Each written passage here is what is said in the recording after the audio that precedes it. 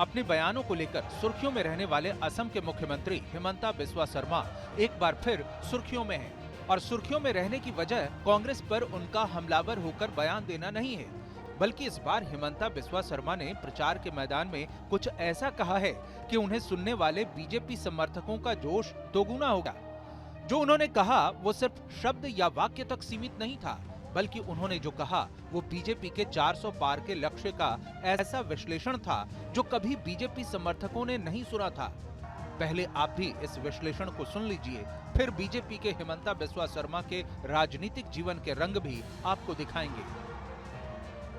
अगर तेंदुलकर को कोई पूछे कि आप डबल सेंचुरी क्यों करते हैं, ट्रिपल सेंचुरी क्यों करते हैं, वो जवाब का सवाल का तो कोई जवाब नहीं होते हैं। फिर भी जब कांग्रेस लोग हम लोग से पूछते रहा भाई आपको 400 सीट क्यों चाहिए, तो मेरा दिमाग में लगा इसका जवाब भी होना चाहिए। तो मैंने सुबह कांग्रेसियों को बोला कि भाई देखो, जब हमारा 300 सीट था हमने राम मंदिर बनाया, अभी हमारा 400 सीट होगा, मथुरा में भी कृष्ण जन्मभूमि बनेगा और ज्ञान व्यापी मस्जिद का जगह में बाबा विश्वनाथ का बड़ा भव्य मंदिर बनेगा। शर्मा का ये बयान पूर्वी दिल्ली के लक्ष्मी नगर का है, जहां वो एक चुनावी रैली को संबोधित कर रहे थे। और ये बयान उनके मुंह से निकलना इसलिए उन्हें सुर्खियों में लाता है क्योंकि ये बीजेपी की जीत से ज्यादा कांग्रेस को हराने के लिए दिया गया बयान है और इसे एक निजी खुन्नस के तौर पर देखा जा रहा है। अभी हमारा 400 सीट होगा, मथुरा में भी कृष्ण जन्मभूमि बनेगा। इसका सबसे बड़ा उदाहरण है कांग्रेस पर हमलावर होने के लिए मुद्दों में कांग्रेस पार्टी को तुष्टीकरण की राजनीति करने वाली पार्टी के तौर पर स्थापित करना। अब चूंकि हिमंता बिस्वा शर्मा खुद कांग्रेस में रह चुके हैं, तो उनके कांग्रेस के खिलाफ कहे शब्द जनता के बीच मायने रखते हैं। आज कांग्रेस क्या कर रहा है, कर्नाटक में मुसलमानों को आरक्षण दे रहा है, आंध्र प्रदेश में मुसलमान को आरक्षण दे रहा है, तेलंगाना में मुसलमानों को आरक्षण दे रहा है। लेकिन हमारा स्टैंड यही है कि आरक्षण एसटी के लिए है, शेड्यूल कास्ट के लिए है, ओबीसी के लिए है। आप धर्म का आधार में किसी को रिजर्वेशन नहीं दे, आपको देने का अधिकार नहीं है।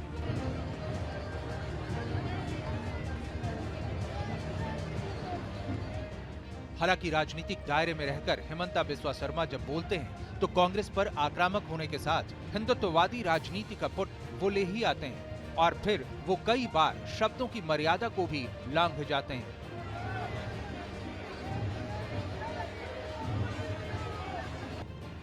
एक तरह से हिमंता बिस्वा फिर अपने बयान से लाइमलाइट में आ गए, इसलिए कांग्रेस ने भी उनका घेराव करने की कोशिश की। देखिए, क्रीमी लेयर वाले हैं ये जो पिछड़े हैं ये क्रीमी लेयर वाले हैं। इनके जो टेम्पो वाले दोस्त हैं वो और ये सब देश की क्रीमी लेयर है। ऑक्सफैम ने खुलासा किया है कि 22 लोगों के पास इतनी संपत्ति है जितनी देश के 70 करोड़ लोगों के पास है।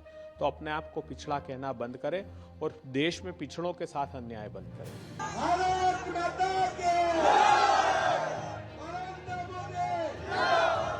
दिलचस्प बात यह है कि कांग्रेस के घेराव के लिए हिमंता बिस्वा शर्मा ने पहली बार ऐसा बयान नहीं दिया है, बल्कि वो लगातार कांग्रेस को घेरने के लिए इस तरह के बयान दे रहे हैं और जनता उन्हें सुन भी रही है, जिसका प्रमाण है उनकी सभा में जुट रही भीड़।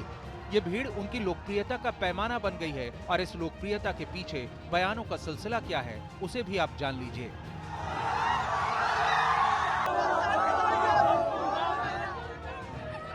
यानी हिमंता बिस्वा शर्मा चुनावी रैलियों में वही कहते हैं जो उस समय सामने बैठे समर्थक सुनना चाहते हैं और इन्हीं बयानों की वजह से वो कई बार विवादित बयान भी दे बैठते हैं। हालांकि इस तरह के बयान वो सिर्फ बीजेपी के पक्ष में माहौल बनाने के लिए ही नहीं देते, बल्कि उनके बयान देने के मायने कांग्रेस को क्षति पहुंचाना है।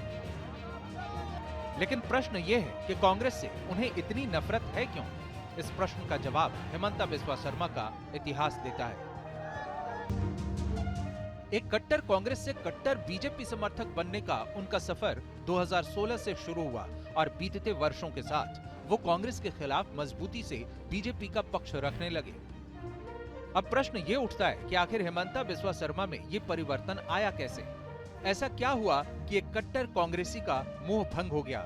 इसका जवाब हिमंता बिस्वा शर्मा ने 2017 में ही दे दिया था।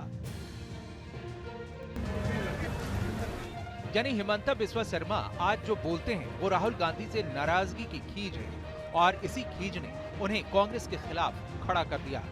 हालांकि तब हिमंता बिस्वा शर्मा बहुत ज्यादा आक्रामक अंदाज में नहीं बोलते थे, लेकिन जैसे जैसे वो बीजेपी की नीतियों से प्रभावित हुए वैसे वैसे उनकी आक्रामकता बढ़ गई, जिसका प्रमाण है दिल्ली की सभा में दिया गया एक और बयान। एक प्रकार से कश्मीर भारत में भी है, पाकिस्तान में भी है। हमारा संसद में कभी इसका चर्चा नहीं होते थे कि जो कश्मीर पाकिस्तान का साथ है वो ऑक्युपाइड कश्मीर है, एक्चुअली वो हमारा है। अभी 7 दिन से कश्मीर से पिक्चर आ रहा है, पाक ऑक्युपाइड कश्मीर से हर दिन वहां एजिटेशन हो रहा है और लोग भारत का तिरंगा पताका हाथ में लेके हर दिन आंदोलन कर रहे हैं पाकिस्तान का खिलाफ। वो देख के मेरा ये भी लगता है कि वो शुरुआत है। मोदी जी को 400 सीट मिलेगा तो पाक ऑक्युपाइड कश्मीर भी भारत का ही हो जाएगा। शुरुआत आगाज हो चुका है, उसका भी आगाज हो चुका है। शर्मा के शब्द बताते हैं कि उन्हें न सिर्फ कांग्रेस से नफरत है बल्कि वो बीजेपी की नीतियों से बहुत ज्यादा प्रभावित हैं और यही प्रभाव उनके कट्टर कांग्रेस से कट्टर भाजपाई बनने में कारगर साबित हुआ है।